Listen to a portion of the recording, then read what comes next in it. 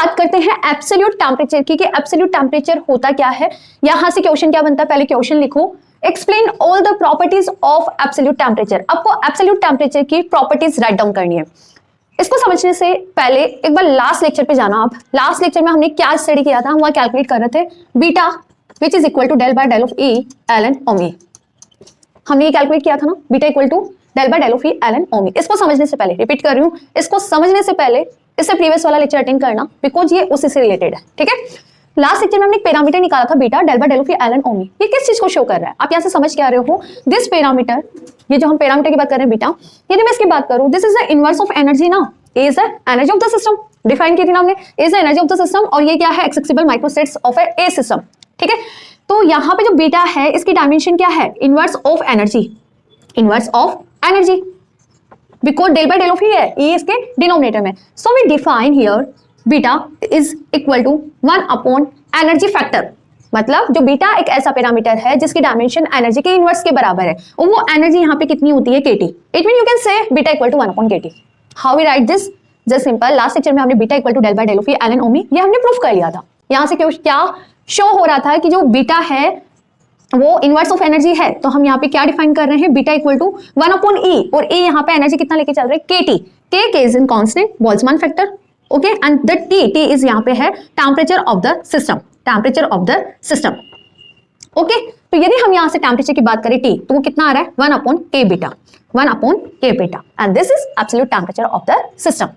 ठीक है, so now अब इसकी प्रॉपर्टीज की बात करते हैं। अब हमें इसके यहाँ पे स्टडी क्या करना है, प्रॉपर्टीज का स्टडी करना है। पहले इसको लिख लो एक बार, beta equal to this, and here this represent the dimension of beta is inverse of energy, so we consider beta is equal to the 1 upon K T. T यहाँ पे क्या है, टेम्परेचर, के यहाँ पे क्या है, बोल्ट्जमान फैक्टर, और केटी यहाँ पे किस चीज को शो कर रहा है, एनर्जी को शो कर रहा है। ठीक है, और लिखा क्यों है, बिकॉज अबाउ इक्वेशन से ये क्लियर है कि जो बीटा पैरामीटर है उसकी डायमेंशन क्या है, inverse of energy. So 1 upon हमने ए लिखा, और ए हमने डिफाइन कर दिया, ए कितना है, केटी, के is constant, T is the temperature of the system. तो टी की वैल्यू हमारे पास कितनी आ रही है, के 1 upon K beta. Okay, so now properties की बात करते हैं। एक बार इसकी प्रॉपर्टीज देखो। प्रॉपर्टीज की यदि हम बात करें यहाँ पे, द फर्स्ट प्रॉपर्टीज आपके पास 1 अपॉन के टी किसके बराबर है, बीटा के बराबर है, and beta is equal to del by del of E ln ओमी। ओके, लास्ट लेक्चर में हमने बात की थी कि ए सिस्टम एनर्जी ऑब्जर्व कर रहा है तो उसकी number of accessible microstates rapidly increase होगी। दिस इज इंक्रीजिंग फंक्शन ना, इसकी एनर्जी की वैल्यू मतलब इंक्रीज हो रही है, तो क्या बोलते हैं, एक्सेसिबल माइक्रोस्टेट्स भी इंक्रीज होगी। यदि ये इंक्रीजिंग फंक्शन है तो यू कैन से कि जो बीटा और टी है वो क्या होंगे, increasing function. It mean both are positive, always, both are always positive. The first property is both are always positive. Why? Because this is rapidly increasing function. यदि rapidly increasing function है तो यहाँ पे beta और T by this relation आप क्या बोलोगे, दोनों क्या होंगे, पॉजिटिव होंगे। सेकेंड, हम मैग्नीट्यूड बात कर लेते हैं कि जो ये यहाँ पे टेम्परेचर है उसका मैग्नीट्यूड कितना निकल के आता है। ठीक है, निकाले मैग्नीट्यूड, यस। मैग्नीट्यूड की यदि हम बात करें तो मैग्नीट्यूड आप किस तरह से निकालोगे कि beta equal to 1 upon K T, हमें पता है भाई किसके बराबर होता है, del by del of E ln ओमी।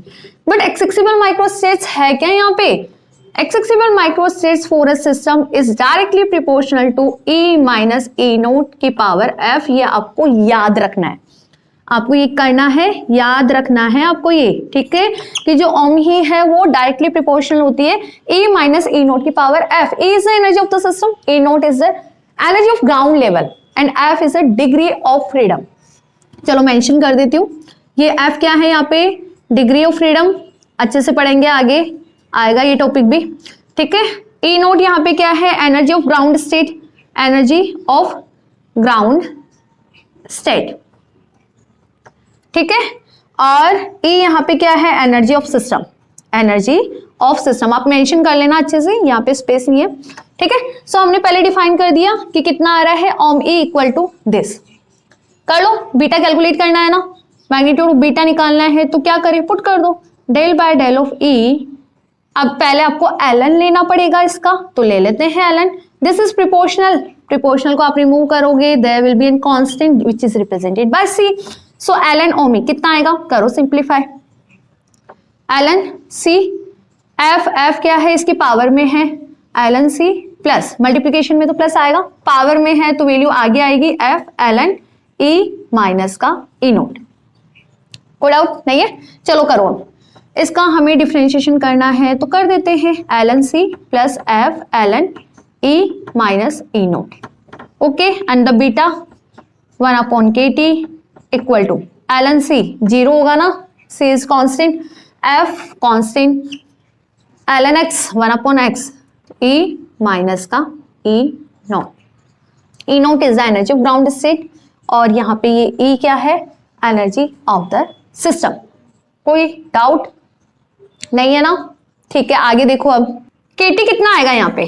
यदि हम kt की बात करें, the kt is equal to e minus e naught is divide by f। e minus e naught is divide by f। तो ये किस चीज को शो कर रहा है, मैग्नीट्यूड ऑफ टेम्परेचर ना। देखो यहाँ पे t kt equal to k तो कांस्टेंट है ना, तो t यहाँ पे क्या है, absolute temperature. This is show the magnitude of temperature. तो मैग्नीट्यूड ऑफ टेम्परेचर यहाँ पे क्या है, the average value exceed from the ground state per degree of freedom. जो मैग्नीट्यूड है वो किसके बराबर होगा, the average value of energy, the average energy exceed from the ground state per unit degree of freedom या पर degree of freedom. This is defined by magnitude of the temperature. ठीक है, नाउ अब हम कैलकुलेट करते हैं del beta by del of E and del T by del of E. देख लेते हैं, यदि हम इसका ए के रेस्पेक्ट में फर्स्ट ऑर्डर डेरिवेटिव निकालें तो क्या आएगा। This is a third property. Third property में हम क्या कर रहे हैं, थर्ड प्रॉपर्टी में हम कैलकुलेट कर रहे हैं del beta by del of E and del T by del of E. ये आपके पास कितना निकल के आएगा, निकाले। बीटा कितना है आपके पास, बीटा ये रहा F upon E minus E naught, E minus E naught. ठीक है, तो del beta by del of E कितना होगा बताओ, एफ कांस्टेंट 1 अपॉन एक्स कितना होता है, माइनस 1 अपॉन एक्स स्क्वायर। ठीक है, विच इज नेगेटिव। तो एक चीज तो क्लियर हो गई, जो फर्स्ट ऑर्डर डेरिवेटिव है वो क्या आ रहा है, नेगेटिव आ रहा है, किसका, बीटा का। ओके, नाउ कैलकुलेट करते हैं, इरेज कर दूंगे थोड़ा सा, स्नैपशॉट ले लो। चलो सेकंड प्रॉपर्टी का स्नैपशॉट ले लो। ये समझ आ गया था ना, टी यहाँ पे मैग्नीट्यूड को शो कर रहा है। मैग्नीट्यूड किसके बराबर है, exceed of average energy from the ground state per degree of freedom. देखो अब del T by del of E calculate करना है, कैसे करें पता है, के टी इक्वल टू कितना होता है 1 अपॉन बीटा ना, तो यहां से आपके पास टी कितना आ रहा है 1 अपॉन के बीटा, तो del T by del of E कर लो। 1 upon K is the constant, 1 upon beta का कितना होगा, माइनस का बीटा स्क्वायर।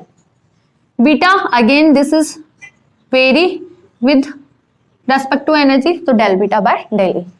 देखो अब इक्वेशन से पता है आपको, del beta by del E put कर दो, माइनस का 1 upon K beta square, del beta del E कितना है, माइनस का F upon E minus E naught का होल स्क्वायर। ओके, नो हाँ यही है। So if we simplify this, K beta square E minus E naught का whole square. देखो यहाँ से del T by del of E क्या आ रहा है, पॉजिटिव क्वांटिटी ना। सो यहाँ से ये चीज भी क्लियर है कि जो फर्स्ट ऑर्डर डेरिवेटिव है वो तो बीटा का ऑलवेज नेगेटिव होगा, और del T by del of E ये क्या आएगा, हमेशा ऑलवेज पॉजिटिव। ऑलवेज पॉजिटिव किस चीज को शो कर रहा है, ऑलवेज पॉजिटिव किस चीज को शो कर रहा है, एनर्जी यदि सिस्टम की इंक्रीज हो रही है तो टेम्परेचर भी इंक्रीज होगा। प्रॉपर्टी समझो अच्छे से, this is the temperature dependency show कर रहा है ना एनर्जी पे, तो एनर्जी यदि इंक्रीज होगी तो टी भी इंक्रीज होगा। हमेशा एक चीज पॉजिटिव वैल्यू आ रही है, it mean temperature increases as well as E is increases या energy of the system is increases. Okay, last fourth properties. Fourth properties क्या है, एनर्जी का ट्रांसफर। ये दो सिस्टम इंटरेक्ट कर रहे हैं, ए और ए प्राइम दो सिस्टम इंटरेक्ट कर रहे हैं, तो एनर्जी का फ्लो किस साइड होगा, एनर्जी का फ्लो किस साइड होगा, हमेशा एनर्जी का ट्रांसफर होता है higher temperature to lower temperature, higher temperature to lower temperature, heat transfer, heat transfer. ठीक है, तो इस तरह से ये रही आपकी चार प्रॉपर्टीज। टी डिफाइन कर दिया हमने, सबसे पहले डिफाइन किया बीटा पैरामीटर्स की। जो बीटा है लास्ट लेक्चर में हमने डेराइव किया था, वो कितना होता है, del by del of E ln ओमी। तो beta is the inverse of energy, यहां से निकल के आया है ये। फर्स्ट प्रॉपर्टी की हम बात करें तो बीटा टी ऑलवेज पॉजिटिव होंगे।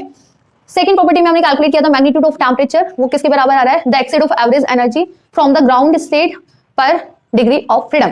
उसके बाद हमने बात की थर्ड, दोनों की वैल्यू निकाली ताकि हमें टेम्परेचर की एनर्जी पर डिपेंडेंसी पता चल जाए। तो del beta by del E always negative आ रहा है और del T by del of E always positive आ रहा है। इट मीन ई इंक्रीजेस, तो यहाँ पे के भी क्या होगा, इंक्रीज होगा। फोर्थ प्रॉपर्टी की यहाँ पे क्या बोलते हैं, हीट का ट्रांसफर, दो सिस्टम इंटेक करे तो हीट का ट्रांसफर किस तरह से होता है, हमेशा higher temperature to lower temperature. Heat का ट्रांसफर हायर टेम्परेचर टू हमेशा लोअर टेम्परेचर ही होगा। ये रही आपकी चारों प्रॉपर्टीज एब्सोल्यूट टेम्परेचर की। Thank you.